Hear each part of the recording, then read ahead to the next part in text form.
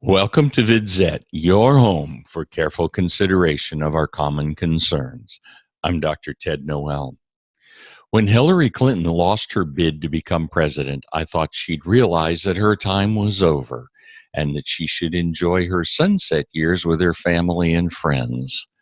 Little did I expect that she'd embark on a second career by making herself into the object of continuing ridicule. But she took the road less traveled and has provided us with an unending spectacle of the reasons why we chose Donald Trump over her. She fell. She slipped. She broke her wrist. She broke her foot.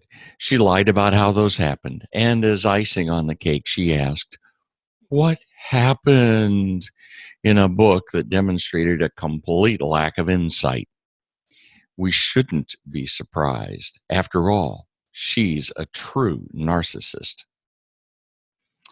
If she has Parkinson's disease, as I have proposed, all of this is magnified by a declining ability to reason. The WikiLeaks emails discussed medication searches, terrible decision making, and not being in the right headspace. America dodged a lot of bullets by not electing someone who demonstrated the decision making ability of a random number generator. Suddenly, The Guardian publishes a set of pictures that have the Twitterverse in overdrive. Hillary is photographed with an obvious something pushing her coat up near the shoulders. Then, to make life interesting, she's wearing that heavy coat in warm weather when everyone else is in shirt sleeves. What's she hiding? Flashback time. Remember that during the campaign, people were posting pictures of a wrinkle in Hillary's outfit, claiming that it was a catheter of some sort. Every momentary odd gesture was a sign of some immediately lethal disease. And after the election, I got a lot of emails suggesting that Hillary has Kuru. Let me deep six that one immediately. Kuru is a prion-type disease that looks a lot like Creutzfeldt-Jakob. That is, mad cow disease. It is a rapidly progressive neurological disease isolated to the Four tribe in New Guinea who participated in ritual cannibalism.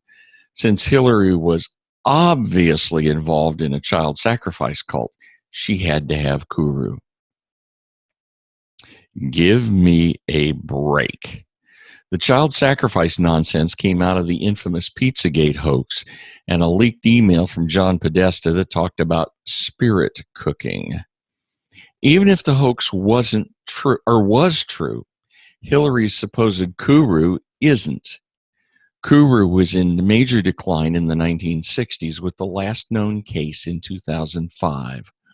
That case was probably due to a very long incubation period. Of particular importance, Kuru is uniformly fatal within 2 years of symptom onset. Hillary has demonstrated signs for a lot longer than that. But Hillary just refuses to pick up her marbles and go home. Just this week, she declared her intention to be very active in this coming election. I say, go for it. The more we see of Hillary Clinton stumping for Democrats, the more we will see Republicans winning. But I digress. Like all of our work on Hillary's illness, we must rely on careful deduction, since she's deliberately hiding what we really want to know. Most of our work is already done, since we've detailed for almost 2 years a long litany of evidence that she has Parkinson's disease. All we need to show is that the newest evidence is further confirmation of what we've already put together. The first fact is that Hillary has not released information regarding either an injury or surgery. Thus, what we find is related to a medical condition. Next, as astute students of the obvious, we see the ridge near her shoulders on the back of her coat. Obviously, there is something rigid pushing outward. That's the only rational assessment here. And it says that she is wearing a rigid back brace. Nothing else that she would wear will make that kind of ridge. Also, she's leaning slightly forward. If she was not, the ridge would be far less obvious.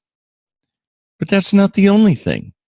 If we compare photos from the last couple of years, we see that she's suddenly gotten a lot thicker from front to back, and that's not just gaining weight. When we look at women wearing body armor, we see the same effect. A back brace will make a person thicker from front to back.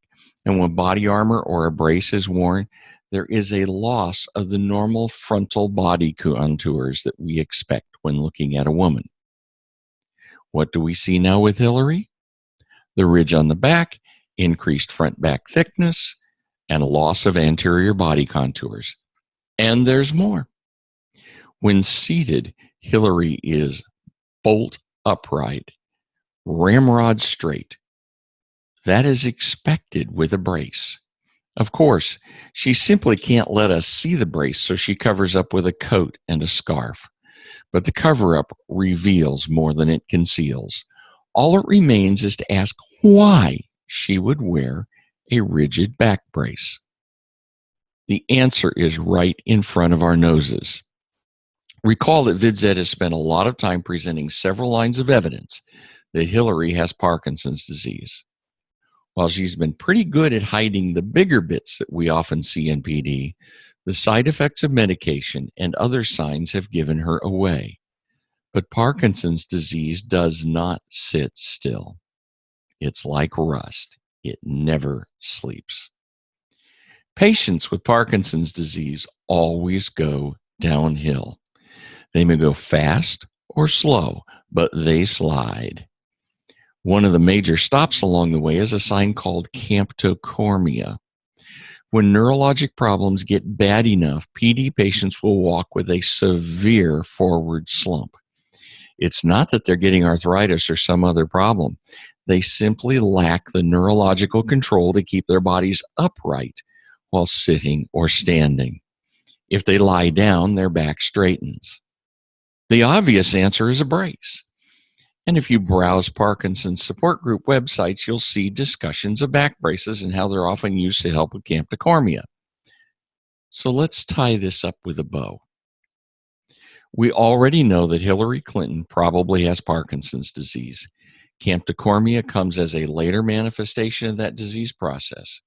Back braces are commonly used to help with camptocormia.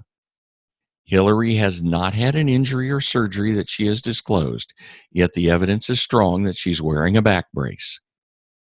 Parkinson's disease is again the most likely explanation.